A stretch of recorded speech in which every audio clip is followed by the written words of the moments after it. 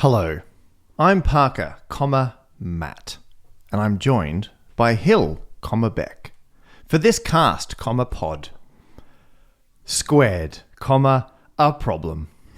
My host, Hill, Beck, is a comedian, stand-up, comedian, TV, comedian, flip chart, and I am a mathematician, stand-up, books, writer of, and intro, doer of. And on this cast, pod, we problems, solve. That's all I had. That was my bit for the... Maybe they can help with your grammar. That works. That's a perfectly valid grammar. That's a maneuver, perfectly valid grammar. I think you'll find that I was perfectly quoting Holly from Red Dwarf then. Oh, dang. Because there is an entire opening... There's an entire opening in, I believe it's the first series, Waiting for God, I think. It's the one where... when they're still on the big ship. Yeah. No Crichton. And when they used to do their little things at the beginning. Little log update things. And Rimmer does a whole log where it's loads of commas. And he says, hopefully we'll find alien life. And then Holly says... Maybe they can help you with your grammar. Hey. So... A lot. I somehow out-geeked you. Hey, we all know you're here for the popular culture... Yeah, that's true. Media references. I think we are brand, 100% on. It's fun. And in this, in our friend, relationship, work colleague thing, whatever. You are the Rimmer and I'm the Lister, arguably. Yes. That, I can't argue with. Episode, on this. : I'm seeing which utility would be most useful on a utility belt. I'm going to calculate the speed of smell. And we'll have business, any other. Yeah, now you got it. Hey.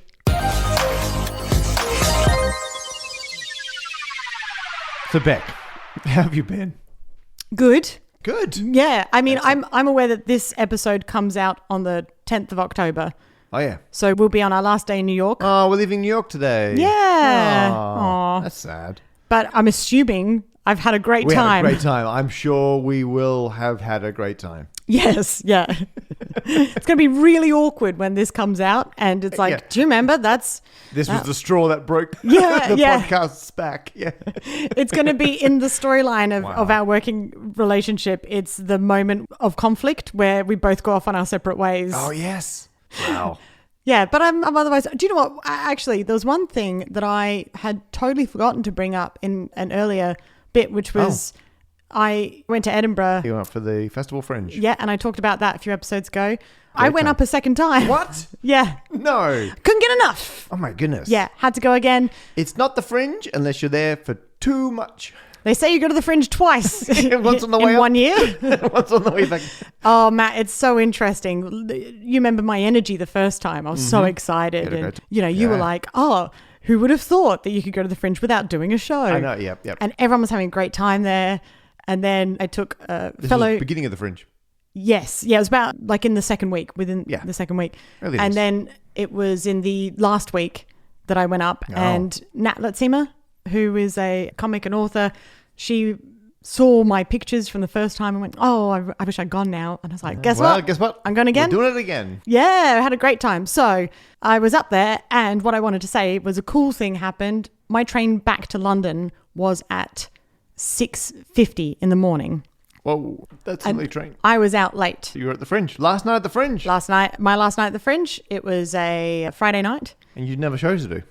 No. The first time I went up, I kept saying, I want to go and dance. Do you remember Patahus? You and I were dancing there in 2019. We did these guys. The word dancing is being translated very generously. I danced and you moved. I moved about. You moved. I was in the same location as music. Also, music and I were in the same room together. We existed. No, do you know what? Look, I'm going along with you for that for comedic effect, but I am genuinely of the belief that everyone can dance. It's just that some people are judgy. And so I was like, I want to go to Patahus. Kept saying to everyone, we got to go to they're all in the artist bar being important. Hanging out with cool people. But it was so full. And there was one other friend there who really wanted to go dancing, who was disappointed we didn't the first time I was up. And so I said, you and I are going to go. This is good. And then we'll tell the others that we're going to be there. Build it and they will come. So she and I headed there. Throw down, they'll head over. And we got to Padahus and it was quiet. And the music was fine. You know, I liked the music, but it wasn't anything I recognized. Right. And I leant over to one of the people in charge of the venue, who I know. And I said, oh, who's DJing right now? And they said, oh, it's a staff member or something. Yeah.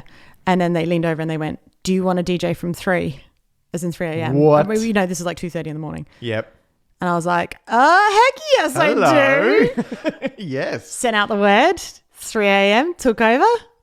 Oh my goodness. Amazing. Did we get the party started? Oh, it was great. I played Eiffel 65. What are your floor fillers? Oh, there you are. Yep. Actually, I opened with Groove Armada, I See You Baby, because when we were at Blue Dot, we missed Groove Armada doing I See You Baby. We caught the end of their set. Yes. And so I was like, we're going to have to. So I put that on. Yeah.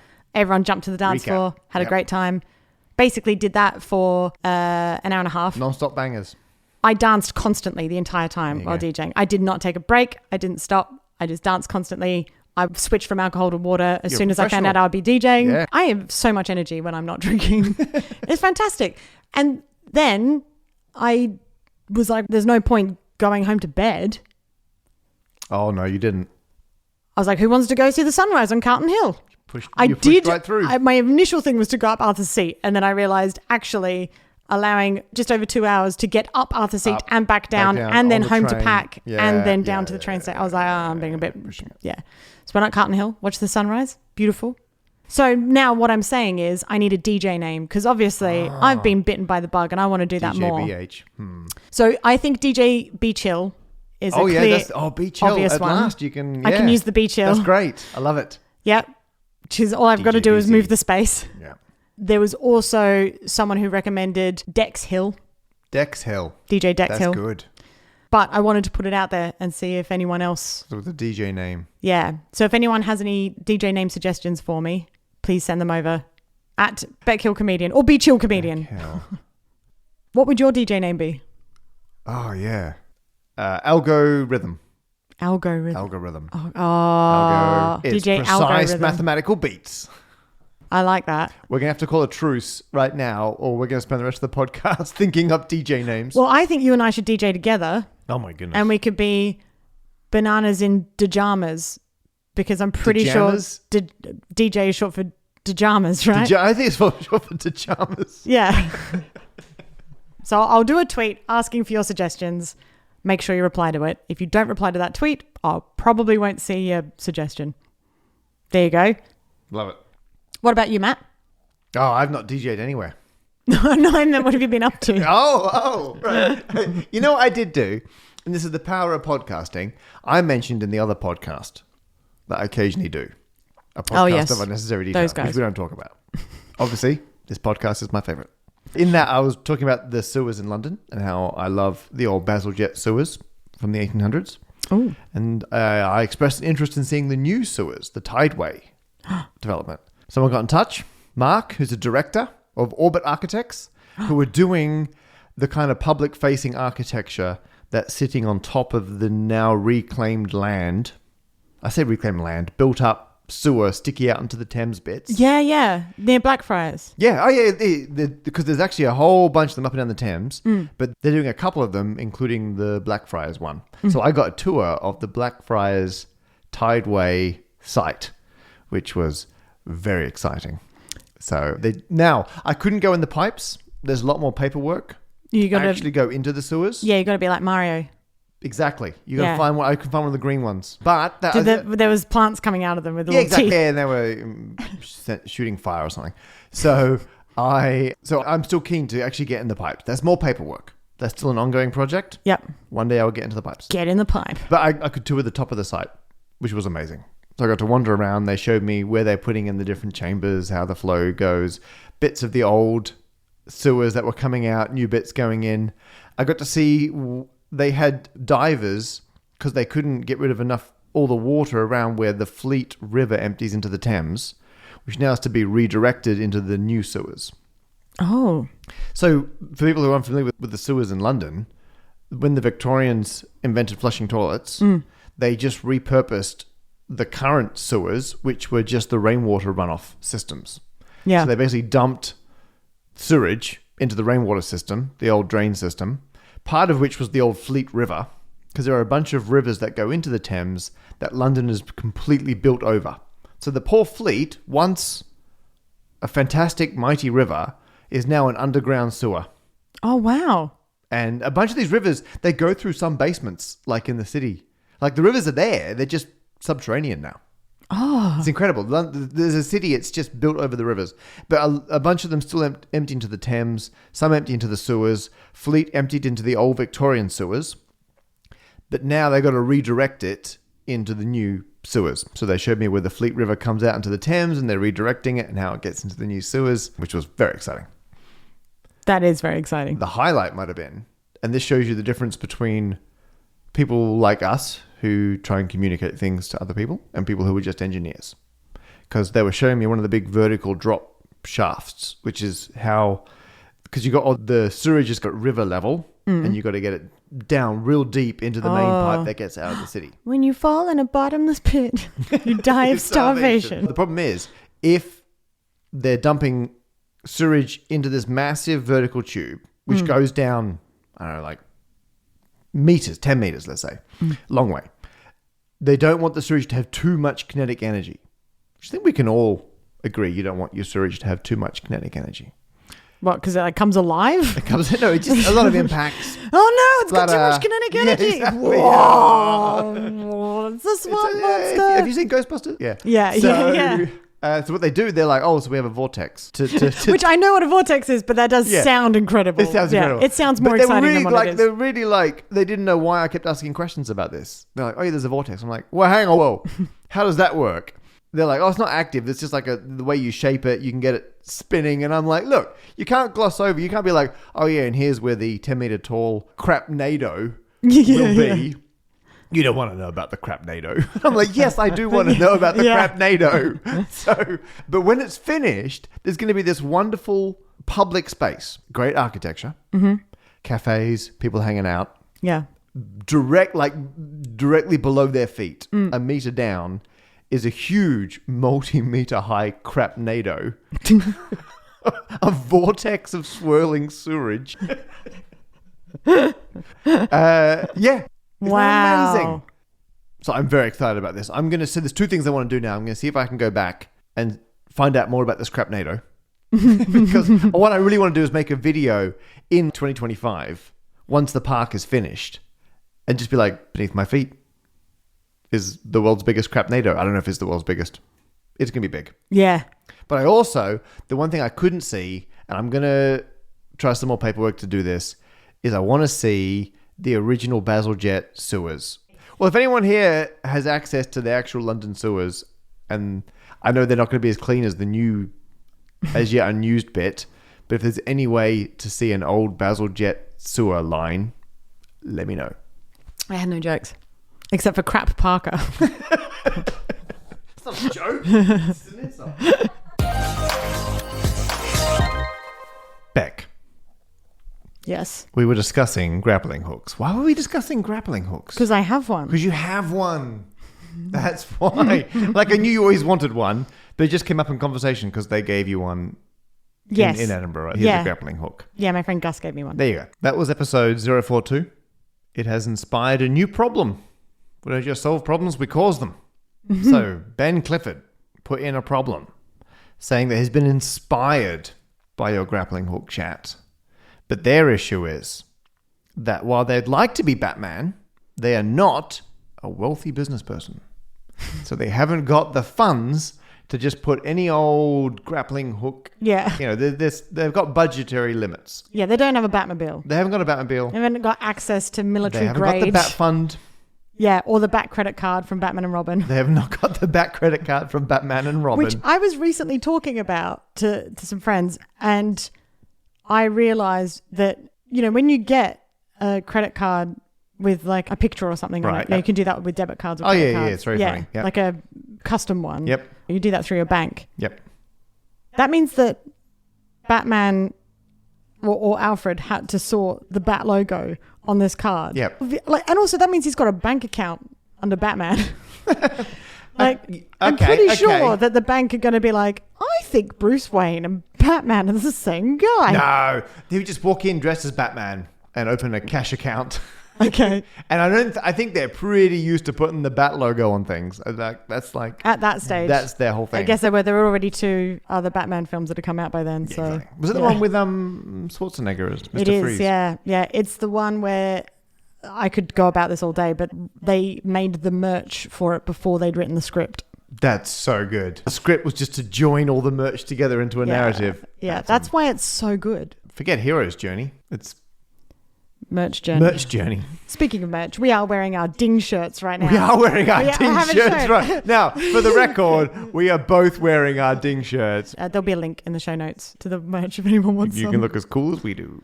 We came up with the merch and then we came up with the podcast. That's true. But then we took 2.5 years to get to the merch, and then it didn't arrive on time. So, anyway, back to, I don't know if you remember Ben Clifford. Oh, yeah, that guy. Wants to know what one utility they could strap to their belt that would help them stop the most crime. Ideally under £100. Okay. Which at the moment is about $100 is about €100. What's the best budget belt by? Ben says that would help me stop the most crime. Correct. So I thought the place to start would be working out what type of crime is the most common. Oh. And then go about You're right. stopping it that way. The criterion, other than cost, stop the most crime. Yeah. So I checked the Office for National Statistics. Yep. ONS, big fan of their work. Yep. Went to their most recent release, which was March 2022. Sufficiently recent. And had a look at the most common crimes. And Ben is in the UK because they've just quoted pounds. Yes. So we've got the 10 most common crimes. This is in the UK. Gotcha. Would you like to have a guess at the most common crime? The most common crime. Yeah. So by crime, something arrestable, I guess. Or illegal. Illegal. I bet it's something like most common crime. Is speeding? That's not a crime, is it? That's just... Is speeding a crime? Yeah. That would fall under vehicle offence. Oh. Like vehicle offences. That is 5th on the list. Wow. Yeah, 361,045 I would have reports. thought. So there's 4 things that more than 360,000 people have done. Yeah. Or been arrested for. Mm-hmm. Actually, it's a slightly different question, isn't it? Because it's not who's done it, it's how many have been reported. It's which crimes are most enforced by police. Or are report. logged. Yeah. Okay, probably just like theft, or is shoplifting its own category? Shoplifting is not, but theft is. Oh, okay, theft is theft. Theft is second. Oh, so close. Yeah. I've been robbed. 2,605,000. Dang. That's a lot of theft. So we've got vehicle offences at 5th. Yep. Coming in at 4th, violence. So 1,507,000. It's all violent crime. Yeah. Wow. Yep. Okay. It's not top 3. Yeah, that's true. That's something. In a way, that's good. That's better. Still a lot. Yeah. Coming in at number 3, computer misuse. Oh. So that's computer like misuse. Yeah, very specific. That's like hacking, data breaching. Right. So that's 1,633,000. Wow. Number 1, fraud. Fraud. That's more enforcement of kind of white collary crime than I expected. Is it white collar though? Oh, what's fraud? Phishing with a PH. So that's one of the main methods used to commit fraud. But that's not misuse of a computer. Yeah, because it can come in via email, but also text. Oh, all sorts of things. Yeah. Yeah. And then in fact, basically I don't know about you. I've been getting tons of them since the track and trace stuff from. Yes. Not the NHS's number. I got an saying, NHS you've one. been in contact with someone. Yeah, a couple of days ago. And I always, one day I'm going to fall for one of these things because I got one this week. I was like, I wonder where that was. I went, wait a minute. And it was something like NHS-data-portal.dodgy something. And I'm like, wow, it's a suspicious phishing text. Yeah, so got to be really careful with those things. The advanced fee fraud and consumer and retail fraud was another big one. So that one, advanced fee fraud offences include scams where victims transferred funds to fraudsters for postal deliveries. Right. There's loads of those where it's like, you're shipping parcels. Money, yeah. For those who had received phishing messages, 54% have received messages from fraudsters pretending to be delivery companies, 32% from banks, building societies or other financial institutions, and 29% from e-commerce companies. Where respondents had received phishing messages, 11% provided personal information that could be used by fraudsters. That's quite a high hit rate. I can see why they do it. Yeah. Good scam. Yeah. Yeah, and so I thought I'd actually ask about it because I think a lot of us feel very savvy when it comes to that stuff. Yep. When some of the scam stuff I get sent, there's NHS texts and things like that.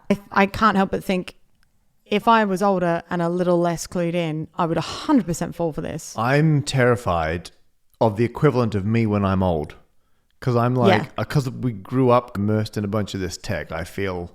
But even then, it's still, you got to keep your wits about you. I'm like, when I'm old and I'm sick of having my wits about me, and the technology's new, and I'm not fluent in it, I'm like, I'm totally going to get scammed. So I asked if anyone who follows the podcast on Twitter has been scammed, especially if they don't imagine themselves to be in that position. We did have someone who works fixing computers and stuff who was telling me about an OAP that they helped who had been scammed twice in a week. Oh. Yeah, that was one where obviously they'd called saying, we're Microsoft, we've noticed some activity, blah, blah, blah. Basically, they took her money and then also ended up like deleting all of her files or something. Oh, that's just a jerk move on the way out. But the worst one is that then she got a phone call the next day saying, we've noticed some strange activity. And she was like, well, yeah. Just got scammed. These guys did this, they took my money and now they've deleted all my images. And they're like, oh, okay, we can fix that. It's just £300. Oh, wow. They got for the final dip. Twice in the same week, which is just heartbreaking. Horrific. She was able to report it to the bank and they were able to return the money, but... There is a surprising amount of onus on the banks to stop these things. And so if anyone has been scammed, you've got more chance to get your money back than I think most people expect. If you actually swallow your pride and report it, and go to the bank, you get your money back. So now we know fraud, number one. Yep. Most common crime. What can you put on a utility belt? belt? That's a problem. Yeah. Ben. To stop that. At first I was thinking, I'll be smart and say, well, it's under £100 because the answer is common sense. You've got to know, it's about... the utility was inside us the whole time. Yeah, or like a bunch of brochures you can give to people that explains more about fraud and what to look out for and that sort of stuff. But then I realised that's not... Technically, it's stopping crime, but it's not preventing... It's not stopping criminals. The crime. It's just lessening the effectiveness of the crime. Yes, exactly. So I was like, what would stop this? So I asked people... Have you ever committed a crime? Why? Oh, okay. Because if we can understand why, then we can work out how to stop it. I'll read out some of my favourite responses first. So Zoe Griffiths said they ran a red light. Oof. It was because they got distracted by an unusual road sign and was busy worrying if they were following the road rule. Right. Yep. They said they were, in brackets. They were caught. It was outside a police station and there was a police car behind them. Terrible criminal, that Zoe. They then tried to let the officer into the car, but couldn't work out how because they'd left the lights on and the flat battery had knocked the central locking out. That's great. And the only reason they were driving was they were driving it around to charge the battery up, which then led them to answer both of the police officers' questions, where are you going and where have you come from, with my house, which didn't help the situation. Nope. They said, punished, amazingly no, but they would not do it again. So obviously there were quite a few things like that where people were saying, I broke the law, but I didn't mean to because of this. So a lot of it was just mistakenness. And I would argue that majority of crimes are not caused by people mistaken. No. There was another person who replied to say, when I was a younger teenager, I would often lie on the internet and say I was over the age of 18. I think everyone can work out why I did it. They said they were caught by my dad once and afterwards I was allowed to move my computer to my room. 10 out of 10 would do again. So a lot of minor stuff, a lot of things like that. My personal favourite was Dave Bluestein, Australian comedian, who said, I used to break into the nursery in the park, as in a gardening nursery. Yeah. Oh, wow. I used to break into the nursery in the park across from their friend Joel's house. We didn't steal anything. We just removed the panes from the orchid greenhouse, sneak inside and look at the flowers for a bit. Actually, quite a few responded to me to say that they had broken the law by purchasing marijuana, assumingly that's somewhere where it's not legal. Across the UK? Yes, or somewhere not legal wherever they are. Oh, wherever they are. I think in all cases they weren't caught and happy to keep doing it. And so I thought that's really interesting. So I actually went into a bunch of psychology papers where people have talked about the reasons why people commit crimes. And there's so many factors, but some of the bigger ones are things like where the outcome of the crime outweighs the negatives. Right, yep. Yeah, so a lot of times where... If crime does pay. But then you get more into the whole perception of the fact that people commit crimes either because they need to or feel that they need to. So it might be that they are in a position where they feel stuck in a cycle. It might be that, let's say, you don't have enough money to have a nice suit, to get a haircut, to look presentable by society standards, or maybe you don't have enough money to go for the type of education that you feel you need or something. And also a lot of people can't get into education because they're on the poverty line or below it and don't have access to it because they're too busy worrying about whether they can eat. They can't get a job because they wouldn't do well in a job interview from that, which then adds to the problem that they don't have any income. So they're stuck in this loop, in this cycle that our current system of society doesn't look after effectively. Someone committing fraud might feel that is the only option they have. I know that's not always the case, but that is one of the things that might play a role. So you've got direct factors like that. Then you've got indirect factors where, again, someone stuck in a position of hopelessness in society might start to get depressed by that. They might, because they can't see anything else changing around them or being able to change their situation, might as well change your mindset. So then you start taking substances that make you feel happier, that make you feel better, or make you forget things. And then next thing you know, not only is the actual taking of the drugs or purchasing of the drugs illegal, but also then needing to fund yourself to do that usually means having to perform some sort of crime. So a lot of crime actually really stems back to the fact that our system at the moment does not look after a lot of people efficiently enough that they feel like crime isn't an option. They're not being offered anything better. Or it's people in a society that feel like they don't need to respect other people or their property or their livelihoods because they feel disrespected and not looked after in their livelihoods and things like that. And I'm including like people who commit fraud, shoplifting, little small things. Some of the things that where people are like, oh, I accidentally stole a sweet from Sainsbury's. Do it again if I didn't mean to, whatever. A lot of people would be more inclined to follow rules if they felt that they lived in a society that respected them, or where the laws involved felt like they were being fairly applied. Yep. Because people at the moment, a lot of the laws are aimed at what are laws, if anything, just society agreeing that, okay, that's okay to do and that's not okay to do. And there's a lot of laws that aren't in place that should be, that would stop a lot of people from effectively stealing money from everyone else. Now, I could talk at length about all of this and there's so much more in it, but I'm also aware that we want to know what can go on a utility bill. Yes. So I'm doing some research. I'm currently, ever since trying to answer this problem, I am now reading a brilliant book by James Plunkett called End State, 9 Ways Society is Broken and How We Fix It. There you go. Which I'm really enjoying because it feels like it's actually providing answers. And one thing we know about industrialization and its effects on civilization as a whole. Yeah. We sort of had the problem we're in now just after industrialization because there was nothing in place looking after people. Yeah, I blame the looms. Always blame the looms. Looms. Blame the looms. It's new merch. Yeah. Look it up. It's not. Yeah. Well, I'm like, capitalism is part of the problem. By answer. Yeah. We had that problem, but then basically we ended up with social democracy where we started forming all of these laws and rules to help regulate and look after society as a whole.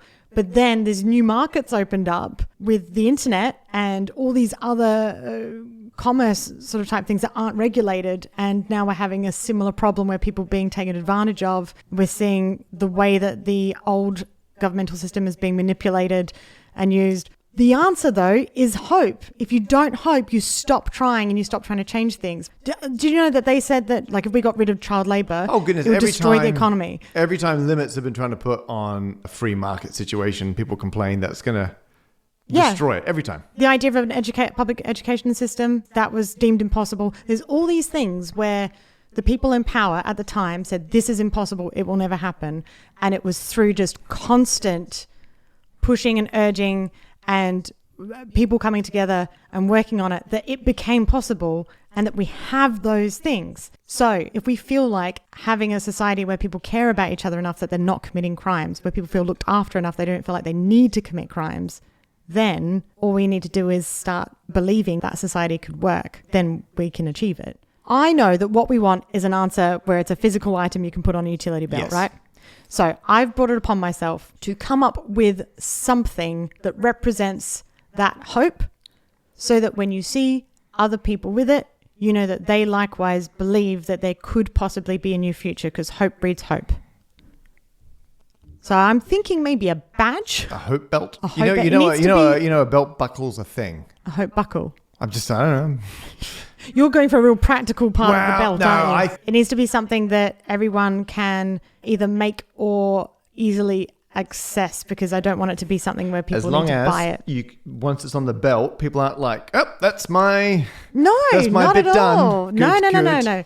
But I would argue that there is no one thing on Batman's belt that just means that Batman's job is done. Yeah, but the belt, you're like, job done. Got my belt. No, but Batman's got a Batmobile. Batman's got loads of stuff. If Batman actually cared about stopping crime, he wouldn't be Bruce Wayne. He'd be funding major political change. Yeah, 100%. I mean, to be fair, the belt, problem here is Batman. The problem's the belt. The answer, the belt it's the grappling hook. It's the shark repellent. No, that's important. Too much of funding of things that aren't necessary. No, okay. You can have some unnecessary. You get one Batcopter. Yeah. And that's it. Okay. I tell you what, though, if anyone's got any, I'm going to open this up again because I know it's such a big one. Oh my God, yeah. I can't ding this. But if anyone has an idea of something that could help people feel that there is hope and a way of creating change. But I think that the apathy of there's nothing we can do is an issue. Yeah, exactly. That's why I'm saying we need something that everyone can recognize, we all recognize that there is something we can do. There's so many things out there. I know we're not normally a political podcast, and I'm fully aware that this is nowhere near as funny as the last episode. But look, it wouldn't be a problem squared without some real problems every now and then. So if anyone has any ideas on how we could do that, or indeed wants to share anything, get us on at A Problem Squared on Twitter, comment on any of the images we put on Instagram, or you can get us up on the problem posing page, but choose solution. That's aproblemsquared.com. Also, if you hated this, tell me. I will avoid anything vaguely serious in the future. Team Matt, it's a large, expensive societal issue. If you have ways of helping prevent crime or creating large structural societal change, there you go. Yeah, start talking about it. Awesome. Get out there. You don't even have to tweet us. Donate £100 to a politician or political movement that aligns with the change you want to see in the world. That is a very good piece of advice. That would be my best thing on the utility belt. And if you can't afford a belt, write that down on a piece of paper and tuck it in your pocket. This problem comes from Charlie, who says, what is the speed of smell? Wow. It's a good question. It's a good question. Yeah. Because we have the speed of sound? Yeah, that's what we can hear. It's not a speed of touch? Well, I guess you know what the speed of touch is. And actually, I'm not going to go into nerves, because it's like speed of sound is the sound traveling to you. And when I did have a bit of a look online to see if people have already answered this question, a bunch of people did talk about how fast it takes to get to your brain and process and all that jazz. I'm not going to do that. And again, I feel like in a previous episode, you and I talked about the slight delay that happens in processing information. I feel like, yes. So, or we might have just chatted about it as friends, but essentially we are both acting slightly in the past to something happening. We're sloshy messes. So I'm not going to go into the biology of what's happening. It's the stimulus getting to you. Yes. And the speed of taste, I guess, is a ridiculous question. Yeah, that's true. How fast is the food delivery? So I'm going to do speed of smell, getting to the body. So the smell starts somewhere else and gets to your nose. Yep. Now, at this point, people are probably expecting me to do like the diffusion of gases. And there's a bunch of physics and chemistry and mathematics calculating how like the random walks of if you release a bunch of molecules into another bunch of molecules, they're all going to randomly bounce around. That's assuming there's no wind. Assuming there's no wind. Blah, blah, blah. Brownian motion. The difference between standing behind someone when they fart and standing in front of them. That's not what I meant by Brownian motion. But so it's such a complex question. But so a lot of people would dismiss it as a meaningless question because there are so many confounding factors. But I still want to find out the speed of a smell. So you're going to be the smelly. Okay. And this What'd you call me? And this will vary smelly to smelly. Yeah, right? yeah. No, you're the smeller. We're going to do an experiment and we're going to find out how fast smell moves.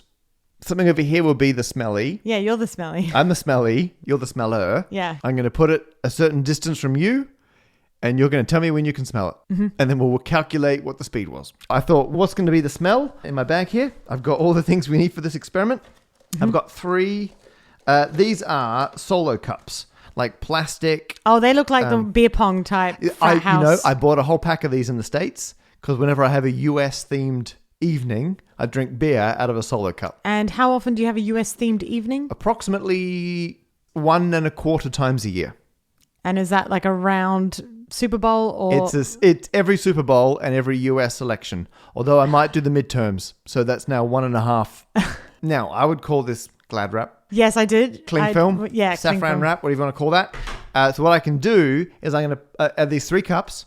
I'm going to put something smelly in one or more of them. You won't know which ones smell and which ones don't. I will then break the cling film holding them down. Yep. And then you will have to wait to see, because you won't know if there's a smell or not until you can say you can definitely smell something. Yep. And then we stop the clock and we know the distance and we'll know how long the smell took to get to you. Okay, yeah. Because I feel like if you knew it was definitely going to smell, like you convince yourself you can smell it potentially sooner, because I'm sure that would make a difference. If our brains know we're meant to smell something, I think we will. So I'm trying to. Are you going to do it outside the room then? Yes, I'm going to go outside the room. Okay. I'm going to 1.5 blind it. So I'm going to number these underneath. Actually, I'll get a Sharpie now. Matt is out of his chair and picking up a permanent marker. Other permanent markers are available. So this is going to be cup A, this is going to be cup B, and this is going to be cup C. Is that numbering or lettering? It's numbering. And so what I'm going to do... mathematicians. Everything's a number. So we got cup A, cup 1, and cup alpha. Oh. No, okay. So we got A, B, and C. Yeah. I will know which ones I do or don't put smell in outside. Then I will shuffle them around. So then I, in theory, won't know. Okay. The smell is going to be Lynx deodorant. Oh, classic. We got the limited edition artificial intelligence. Lynx AI. Lynx AI. I got this completely out of curiosity. Fragrance powered by AI. What does that even mean? Decoded by you. What does that even mean? What? Decoded by you? It's Lynx linear algebra. Lynxia algebra. That's what we're going to call it. 3 people are laughing right now. Okay. 46 terabytes of data. 6,000 ingredients. 3.5 million possible combinations. Now I'm going to have to check that. 1 fragrance. So somehow they've used artificial intelligence to come up with a Lynx or Axe, if you're in the US. Yes. Branded as Axe body spray. If you think obnoxious teenage deodorant, yeah, this is it. So I'm going to go load these. Okay. You're going to relax. And now I feel like I have to go a reasonable distance from the office. Yeah, because when you open the door. I'm actually going to go outside. Amazing. Otherwise, I'll come back in. I'll be smelling of it. Smell of it. I'm going to try and get out middle of nowhere. Load these up. Okay. I'll see you in a minute. All right.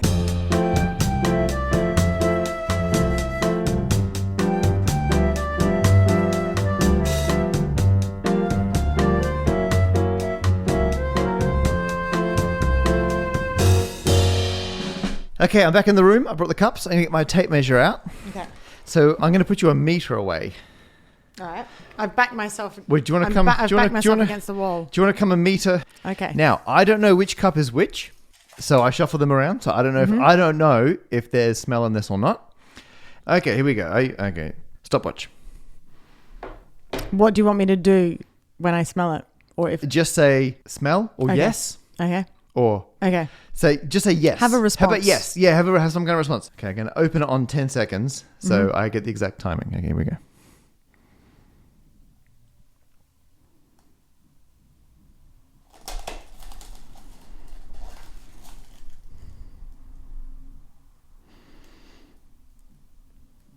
I'm not getting any change. Nothing yet? Nope, Nothing? no change. I don't know how long we leave it before we deem this one I think I would have smelled empty. it. So look. Empty. Yeah. That was all good. Okay, so system works. Okay, I'm measuring out the second one. Okay, that's a meter. Okay. Are you ready? 3, 2, 1, open.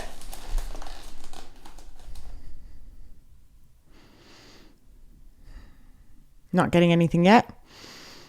Still nothing. Still nothing. Still I nothing. forget how long we left it for nothing. No, I think I would have smelled it by now. Yep, nothing. Okay, that one had smell in it. Did it? Yeah, I can smell it. Hold the cup like you did just then so it's facing me. Like I'm blasting it at you. Not getting it. Nothing. Okay, we'll do the last one. For this one, should we half the distance? Weirdly, I just started smelling something. 43 seconds. Wow. Wow. Yeah, I'm really smelling it now. Okay. We were just impatient. Yeah. Wow. Okay. So that one's 43 seconds. Let's do this one. But is it the same smell, this one? It's going to be the same smell. Yeah. So would I know it? We need a palate cleanser smell. I'm opening the window for the front door. I said the front door. Oh, it's a lovely sunset.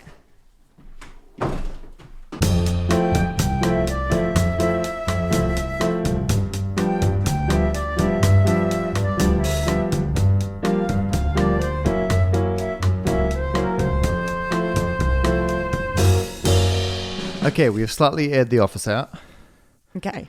Put Here that we in your go. nose. Yeah. It's on my nose. That's a meter. Okay. Got it. Okay. I'm going to open this. I'm lining it up with the timer. In 3, 2, 1, released.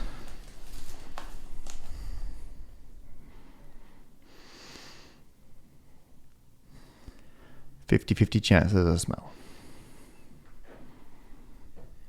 And now we have to wait till Now we know. 43 Last time it seconds. took 43 seconds.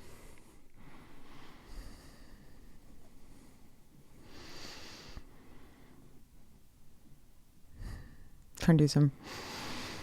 And deep breathing's ASMR allowed, there. I think. Yeah, I think you can deliberately try and... I'm not trying to not smell it, am I? Yeah. No.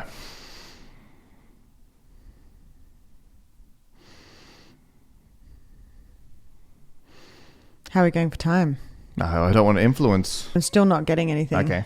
Right, that's been 1 minute. That one did have some smell in it. Interesting. I got it after 16 seconds. You're sitting right next to it. But I'm though. sitting now. So And you're upwind from it. because Because the cups are facing upwards. 40.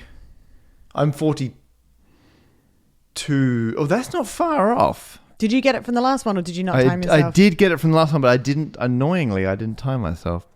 I would say I'm 40 centimeters from the cup. I'm going to run the numbers. I'm still not getting it. Still I not wonder getting if it? you move I've that cup, definitely- if I'll start smelling it, because you moved the other one around. Yeah, I a did move bit. the other one around. I'm agitating it now. Maybe that releases more. Is it? Maybe it's the AI. Maybe it's the AI. It's detected and neutralized you as a Or maybe threat. my I just started to smell it. Oh. And I think it is because you did a gesture with your hand, and I think Oh, it you reckon I wafted it. Yeah. We should wait for all the air in the room to stop moving. Yeah. Which would take a very long time. But I just ran the numbers on. So it took you 43 seconds at a meter. Took me 16 seconds at 0.4 meters. By your measurement, the smell was moving at 2.3 centimeters a second. by my measurement, the smell was moving at 2.5 centimeters per second. Oh, so they are wow. scarily close. And actually, you know what? Let's multiply that by 60.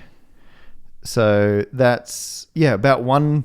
You got 1.4 meters a minute. I got 1.5 meters a minute. Wow. To the degree of accuracy of this ridiculous experiment, that is very good. So smell in your office, What provided are you it is trying to in say? a cup receptacle. Okay, so smell moves at around about between 0.08 and 0.09 kilometers an hour. Not very fast. In your office. In my office. Lynx AI. Yeah. At this temperature and this level of wafting. In a cup. In a cup. So your mileage may vary.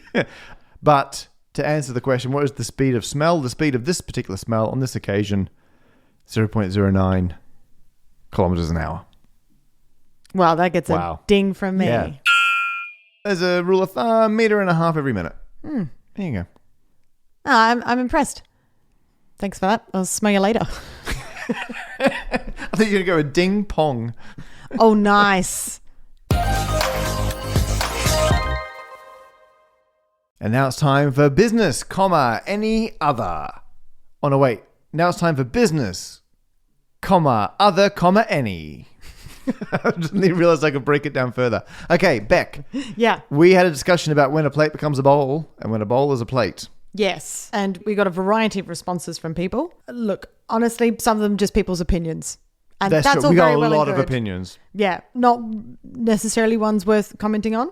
I would say what I did like was Marcel's response was the solution to the bowl/plate debate is clearly the same solution as the ballroom problem, which was on a previous episode. When does a room become a hall and when is a hall a room? Yes, yeah. And so it depends what you put in it. So if you put a soup in it, it's a bowl.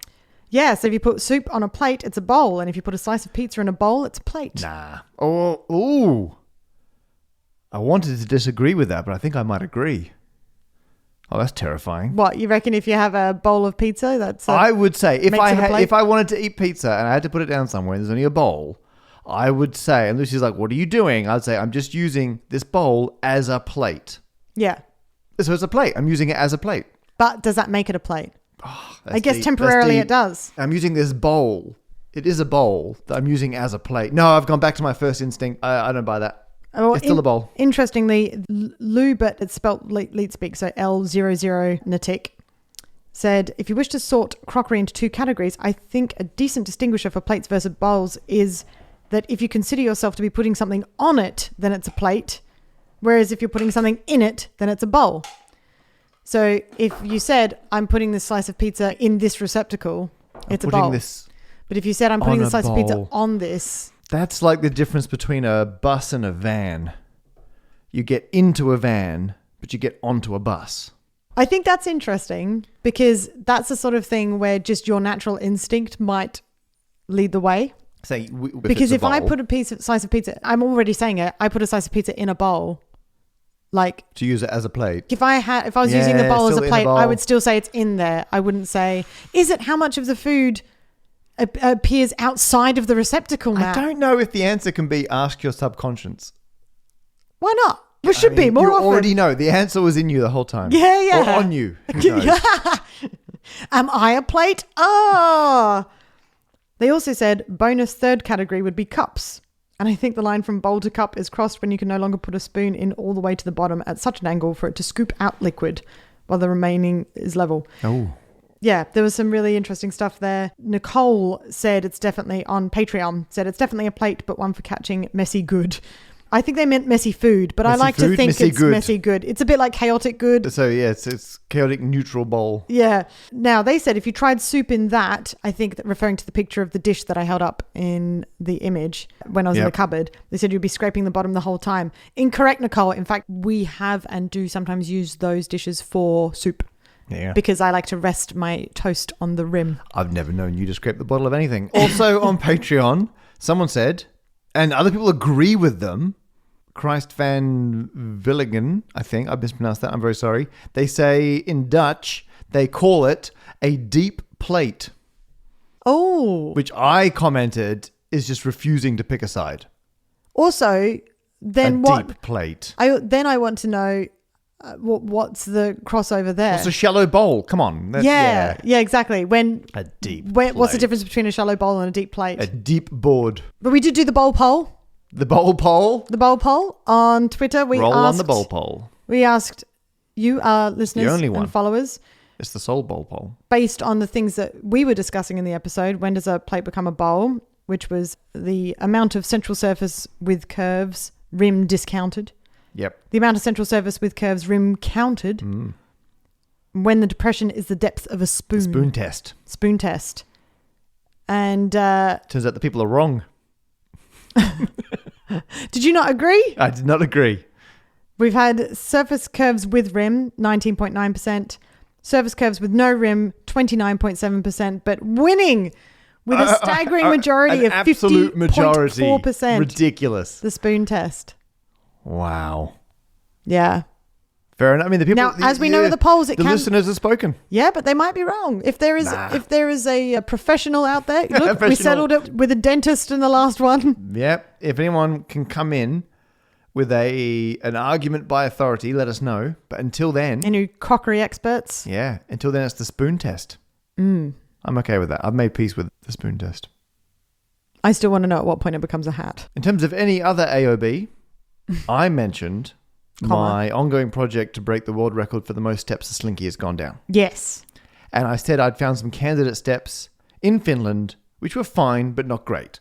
We've had 2 types of help come in. A lot of people have suggested other sets of stairs. Yeah, when you say 2 kinds of help, do you mean the ones that are actually useful and the ones where they have not listened to the specifications you require? Let me rephrase. 3 types of help. The 0th type, not help. The first type, people suggesting other sets of stairs. Several people mentioned ski slopes having stairs to go up them, like artificial ski slopes. But the ones I looked at online, and specifically... They're going to be quite deep, aren't they, to allow for skis? This is it. But often they're like the access repair steps. Oh, okay. That go alongside. But they are often very deep, and the ones I looked at vary.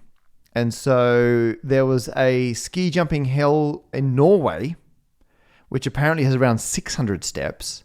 But when I looked online, they're varying depth. So and there's no landings though, but they're not consistent. And so a few people pitched different variations on that. Some people mentioned other like castles with nearly 100 steps. For example, Adam on the problem posing page put through the solution of Thetford Castle Mound has around 90 steps. Depends how you count the first or last step. Classic problem. However, I think the winning suggestion is the Lions Mound Monument in Belgium. Okay. This is where the Battle of Waterloo happened. Ah. This was built in the early 1800s, so post-battle. I think it was in the 1820s. So it's new enough to have well-engineered steps, but old enough they didn't care about health and safety. 226 steps, Okay. which is good. Yeah. And looking at them in photos, they look very regular. And I think they're going to be like a nice, generous gradient. So what I really need now is if someone's prepared to go there and measure the steps and have a look at them. I need an eyewitness account. I could go to Belgium, but that... Where in Belgium again? I'm not sure. It's wherever Waterloo took place. So. Okay. Because I might be in Belgium at the end of October. Oh, that's relevant information. Yeah. Okay. So we'll check if Beck's going to be close.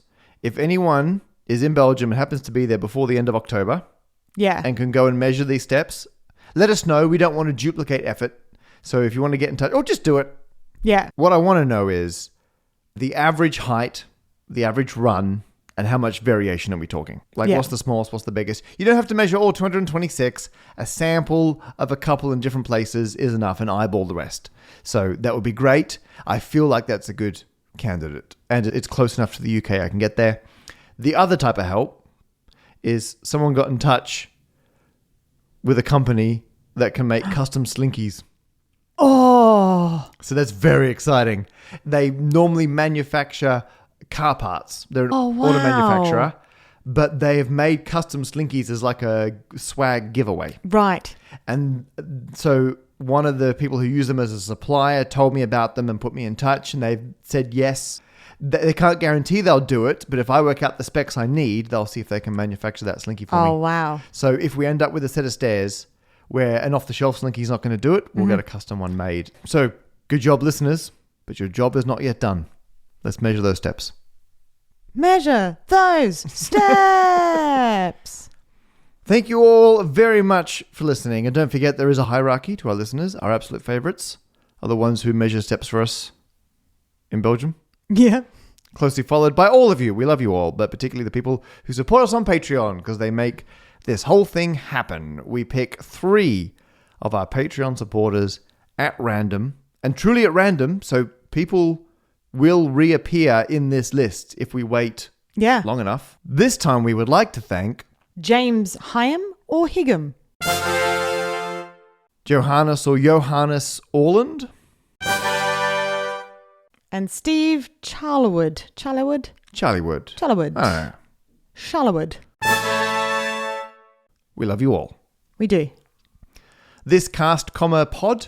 Oh gosh, still doing that on the way out. I gotta bookend it.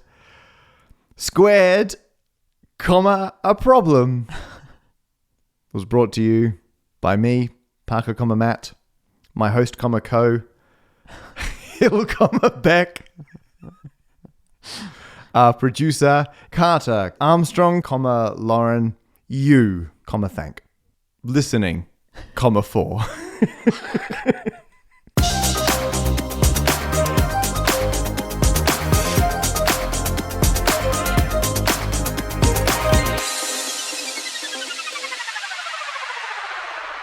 So Matt, Beck, we ran out of. Thankfully, we got. Thank goodness. We did all the stale old snacks have been cleared out. Snacks. We do know your card.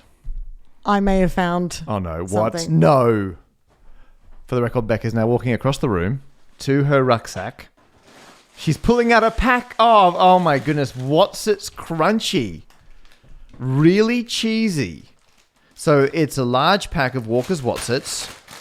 We haven't done these yet, have we? No. Really cheesy flavor corn puffs. Best before November this year. Yeah. They're in date. And we tend to say to people like twisties are like knickknacks but Wotsits mixed together. But these appear from the packet to be knickknack shaped. I'm going in. They smell. I'm trying to see if I can smell them. Like Lynx AI. Hasn't reached it. It does everything in the room right now. Hang on. If I bury my face in this. That's very twisty. Oh, is it? Yeah. It smells oily. Wait, twisties have oily, a real. Nah, oily? I can tell you, mate. Twisties have a real strong. Okay, I've got a wee handful. Here you go. Oh, you're already going for. Oh, his eyes just went very wide. That's close. It is close. It's got a sort of muted flavor more. I feel like twisties are very salty. This is a bit more. They'll hit you much harder. Yeah, this introduces itself first. Yeah, and doesn't hang around for long. Yeah, whereas twisties is like, I'm here. Yeah, these are a little more powdery. Do you want? These are more British. On the end, these are more British. It's like twisties, but they've been living here for 17 years. I want to keep eating these. Yeah. All right. Well, we'll keep doing that, and we'll let the listeners have some time. Who knows off. what we found in America?